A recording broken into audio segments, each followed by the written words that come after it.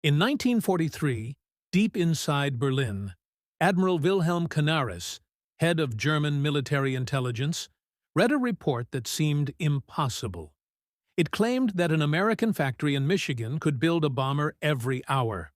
Not one per week, not one per day. Every single hour. To Hitler, it was Allied propaganda.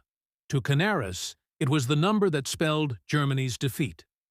This is the story of Ford's Willow Run plant, the factory that changed the rhythm of war, a place where mass production met total war, and where the industrial genius of America quietly broke the back of the Luftwaffe. By 1943, the German Abwehr, the intelligence agency led by Canaris, was desperately collecting data on American war output. Factories were multiplying, Liberty ships were being launched faster than they could be sunk, and bomber numbers were skyrocketing. One intercepted shipment manifest mentioned Willow Run, Ford Motor Company, Ypsilanti, Michigan. At first, the name meant nothing, but when agents pieced together photos, production reports, and worker logs, the realization hit them. The Ford Motor Company wasn't just making cars anymore. It was building B-24 Liberators, one of the most advanced heavy bombers in the world. Aerial photos confirmed something that stunned German analysts: a single factory stretching nearly a mile long, with more floor space than all of pre-war German aircraft production combined. To understand how unbelievable that number was, you have to understand Willow Run. It was designed by Albert Kahn, the legendary industrial architect whose family had fled Russia. Kahn believed that light, steel, and efficiency could win wars. In early 1941, Ford accepted a contract to mass-produce the B-24 bomber, a complex machine with over 1.5 million parts.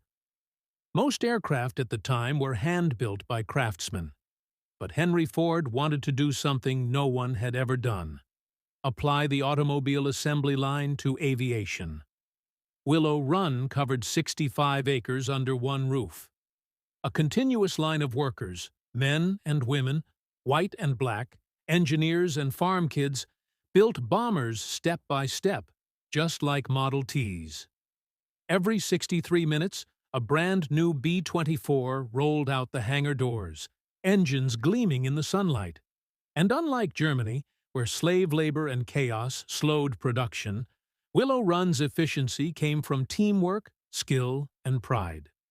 The walls shook, the floors rumbled, one worker recalled, but we knew every vibration meant another bomber for the boys overseas. When the report reached Hitler's desk in March 1943, he laughed. "Ridiculous! America is soft," he barked. "No factory can do this." Hermann Göring, head of the Luftwaffe, smirked and called it Yankee boasting. But Albert Speer, Germany's armaments minister, didn't laugh. He had visited Detroit before the war. He had seen Ford's River Rouge complex with his own eyes. And in that meeting room, Speer whispered, "My Führer, if it is true, we cannot win this war." Hitler ignored him. That moment, March 17, 1943, was the day industrial reality overtook Nazi ideology. Canaris, the spymaster who uncovered the truth, would later fall from favor. By 1944, he would be executed by the regime he once served.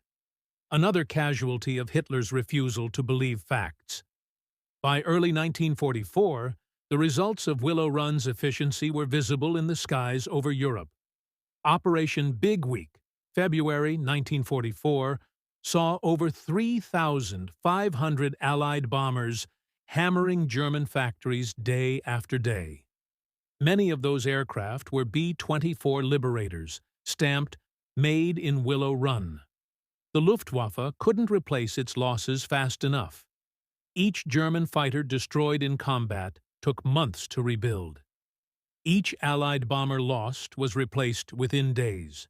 Industrial warfare had changed the balance. Willow Run's one bomber-per-hour line wasn't just a statistic, It was a strategy, a machine that made war machines at a pace no dictator could match.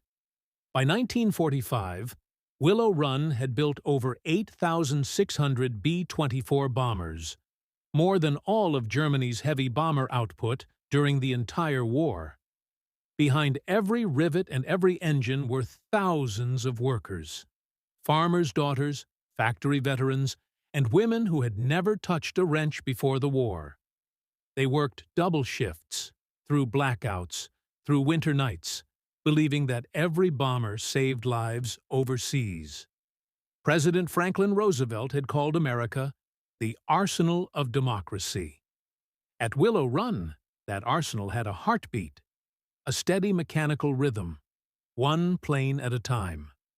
Albert Kahn's architecture, Ford's production genius, and the courage of a diverse workforce proved something deeper than steel, that democracy could outbuild tyranny. In the archives of the German Foreign Office, historians found a single report dated March 17, 1943. It estimated that by 1944, America would produce more aircraft than the Axis combined.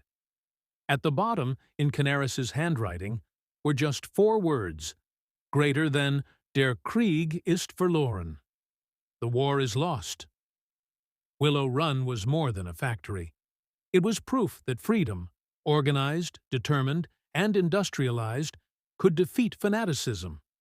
From a Michigan cornfield came the sound that terrified Nazi spies, the sound of a bomber being born. Every hour on the hour,